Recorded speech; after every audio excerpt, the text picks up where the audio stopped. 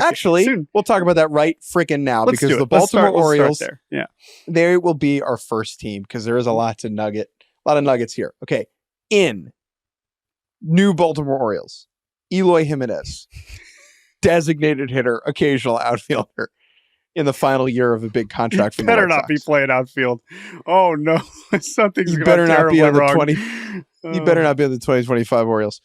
Austin Slater, depth outfielder from the Reds. Zach Eflin, number 3 starter from the Tampa Bay Rays. Christian Pache and Sir Anthony Dominguez coming in from the Phillies. Trevor Rogers, left-handed starter from the Miami Marlins. Oh, and what's that after the deadline? Gregory Soto, also coming over from the Phillies. I'm actually looking out the window here at Citizens Bank Park. I can see him driving away. That's not true. I made that up. Bye, Going the other way. Soto. The main thing's going the other way. Austin Hayes, Connor Norby, and Josh Stowers. Kyle Stowers. Not You're Josh the 50th person to tweet or say Josh Stowers today. Sorry. Josh Stowers, I hope you're doing well. Shouts out. You're not part of this trade. That is Kyle Stowers heading to Miami.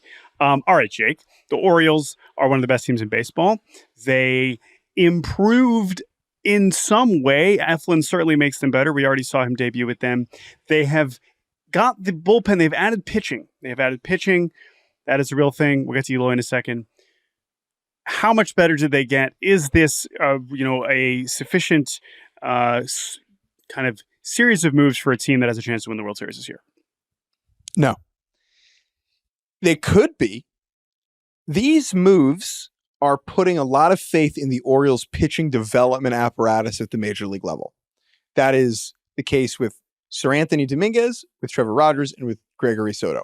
All of those guys have team control, which is something that teams like the Baltimore Orioles, who are, in quotes, smart, like to acquire because you have the time to mold a player into something and you have them for a long period of time.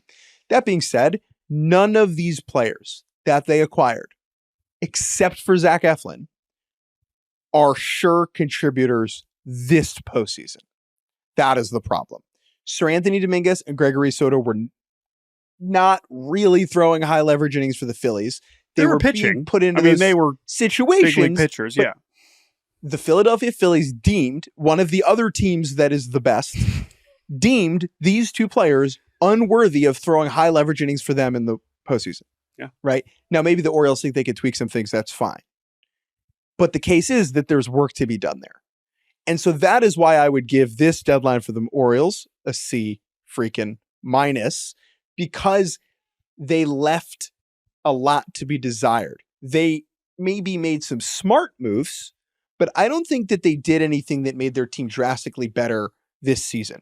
Their World Series odds do not jump up either this year or the next or the following. And I'm not saying I need them to trade Jackson Holiday for Tarek Skubal or anything, right?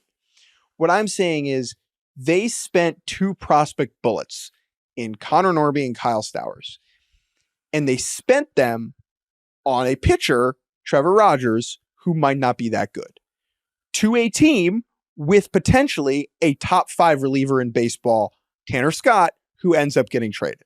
Right now, we can debate whether or not the Orioles package was better than what they got, blah, blah, blah. The point is, they did not shoot for the moon. They did not go full in. The Baltimore deadline to me is half measures. Yep. I think it's a little bit more than that. I would give it a C. And yeah, that Rogers decision is one that is going to have to, I can understand with the years neutral, you're hoping that he could really be something for you moving forward. But I don't know if we've seen enough. I know the run profession's been better recently, but it's not like the peripherals are awesome and the stuff is awesome.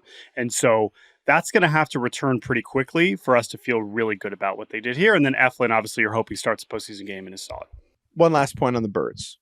What Mike Elias and that front office has done in Baltimore is remarkable, and they deserve quite a bit of credit for all of the transactions they've made to get to this point. Some of those transactions that I hated at the time that have, borne fruit in the long run. Mm-hmm. We still do not know whether this front office is good at being a buyer, at adding talent at the deadline to try and win a World Series, because I think you have to be a little bit stupid sometimes to get those players. You have to overpay. And I could be proven wrong in time, as I've been before. I just don't think the Orioles got impact, game-changing, season-altering pieces at a deadline where the door is open for them. Agreed. The last thing I'll say, then we'll move on to the Yankees, is still give them credit for Corbin Burns. And that thing you just said is we're going to be saying about a lot of the best teams in baseball over the next hour. So keep that in mind.